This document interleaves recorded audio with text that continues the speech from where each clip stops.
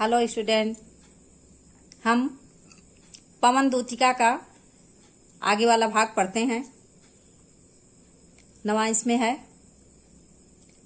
जाते जाते पहुँच मथुरा धाम में उत्सुका हो, न्यारी शोभा बर नगर की देखना मुग्ध होना। तू होवेगी चकित लख के मेरु से, उपमा अलंकार हो गया, मेरु के समान मंदिरों को आभा वाले कलश जिनके दूसरे अर्घ से हैं। हम आपको बता दें, ये पवन दूतिका का जो भाग है पढ़ा रहे हैं। हरिओ जी की रचना इसमें चल रही है। इसमें वियोग श्रृंगार रस है, उपमा अलंकार है, भाषा खड़ी बोली है, आप लोग जानते हो, मंदाक्रांता छंद है। इसमें श्री राधिका जी पवन दूतिका को संदेश देती हैं। उन्हें कहती हैं, हे पवन दूतिका,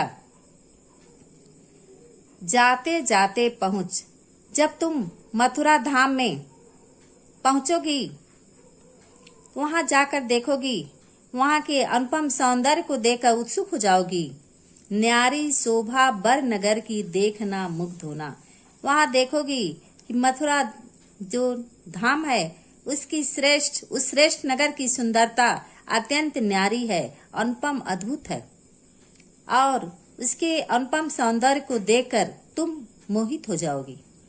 तू होवेगी चकित लख के मेर से मंदिरों को, आभा वाले कलश जिनके दूसरे अर्क से हैं, अर्क सूर्य के समान। कहती हैं कि तुम सुमेर पर्वत के समान वहां बड़े बड़े मंदिर होंगे, उसको देखकर तुम आश्चर्यचकित हो जाओगी, और वहां देखोगी कि दूसरे सूर्य के समान अत्यंत प्रकाश युक्त बड़े बड़े वहां कलश, मंदिर के ऊपर कलश विद्यमान होंगे जो पवित्रता के द्योतक हैं। देखे पूजा समय मथुरा मंदिरों मध्य जाना, नाना वाद्यों मधुर स्वर की मुग्धता को बढ़ाना।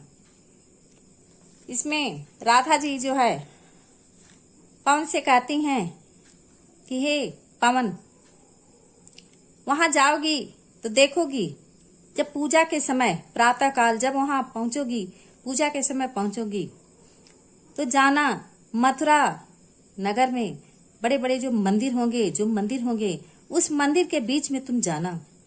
नाना वाद्यों मधुर स्वर की मुग्धता को बढ़ाना।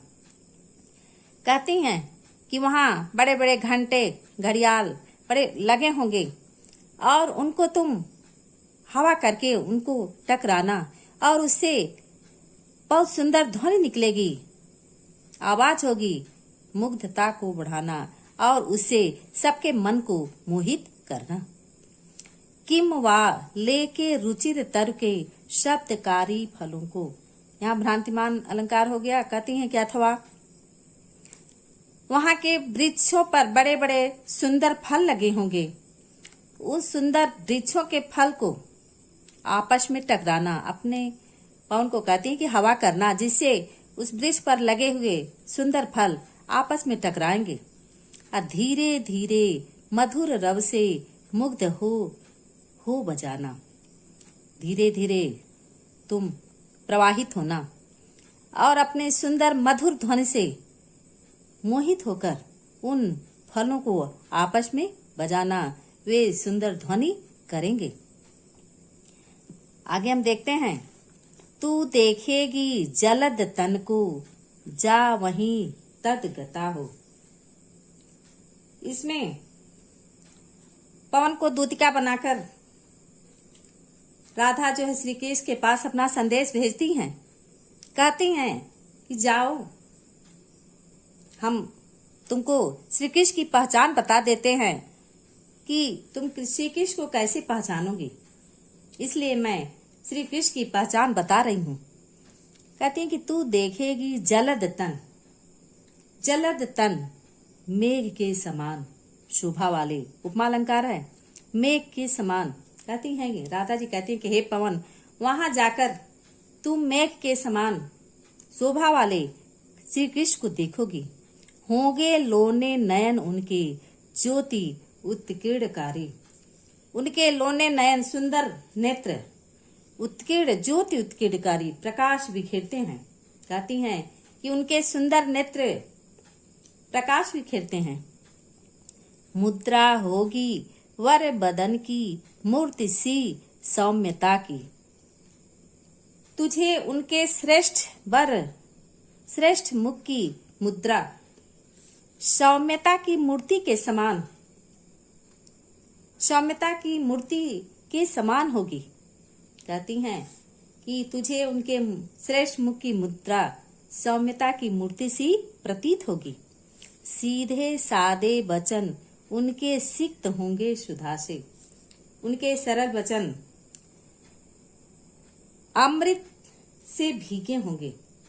बताती हैं कि श्री कृष्ण अमृत के समान मधुर वचन बोलते हैं। उनके सरल वचन प्रेम के अमृत से भीगे होंगे। नीले फूले कमल दल सी। यहाँ भी उपमा अलंकार है, यहाँ भी वियोग श्रृंगार है। कहते हैं कि नीले फूले कमल दल सी। कहते हैं कि उनके शरीर की जो श्यामता है नीले कमल के समान, नील कमल के समान मोहक है। पीला प्यारा वसन कट में पहनते हैं फबीला। और श्री कृष्ण मेरे प्रियतम श्री कृष्ण अपने कट में अपने कमर में फबीला आकर्षक पीला वस्त्र धारण करते हैं। राधा जी कहती हैं कि उनके जो शरीर की श्यामता है खिले हुए नील पुष्प के समान, नीले कमल के समान मोहक है। और मेरे प्रियतम जो श्री कृष्ण हैं कट में अपने कमर में आकर्षक फबीला आकर्षक वस्त्र पीला वस्त्र धारण करते हैं। छोटी काली अलक अलक मुख की कांति को है बढ़ाती। अलक उनके मुख पर जो है लटकती हुई जो काले बालों की लट है। कहती हैं कि उनके मुख पर लटकी हुई काले बालों की जो लट है उनकी शोभा में चार चांद लगा देती। उनकी सुंदरता में चार चांद लगा रही होंगी। सद वस्त्रों में नवल तन की फूटती सी प्रभा है।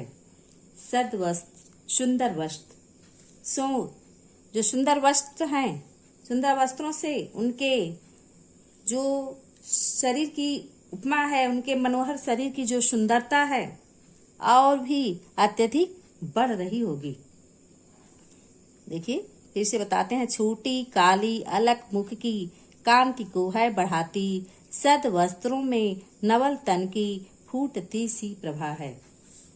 राधा जी कहती हैं कि उनके मुख पर लटकी हुई काले बालों की जो लट है उनकी शोभा को चार चांद लगा रही होंगी सद वस्त्रों में। और उनके सुंदर वस्त्रों से उनके मनोहर शरीर की शोभा और भी अत्यधिक बढ़ रही होगी। अब इसमें भी आपको परीक्षा में कोई भी लाइन अंडरलाइन रहेगा, जिसे क्वेश्चन 5 क्वेश्चन आते हैं वैसे ही आपको 5 क्वेश्चन आएंगे। हमने आपको बता दिया है कि इसमें श्री कृष्ण के बाह्य स्वरूप का आकर्षण जो आकर्षक चित्रण कवि ने किया है, जो खड़ी बोली में लिखा गया है, मंदाक्रांता छंद है, गुण प्रसाद है, अलंकार अधिक से अधिक इसमें उपमा अलंकार का प्रयोग किया गया है। इस तरह से आप परीक्षा में अपने क्वेश्चन का आंसर देंगी। इस वीडियो को बार बार देखिए और समझें।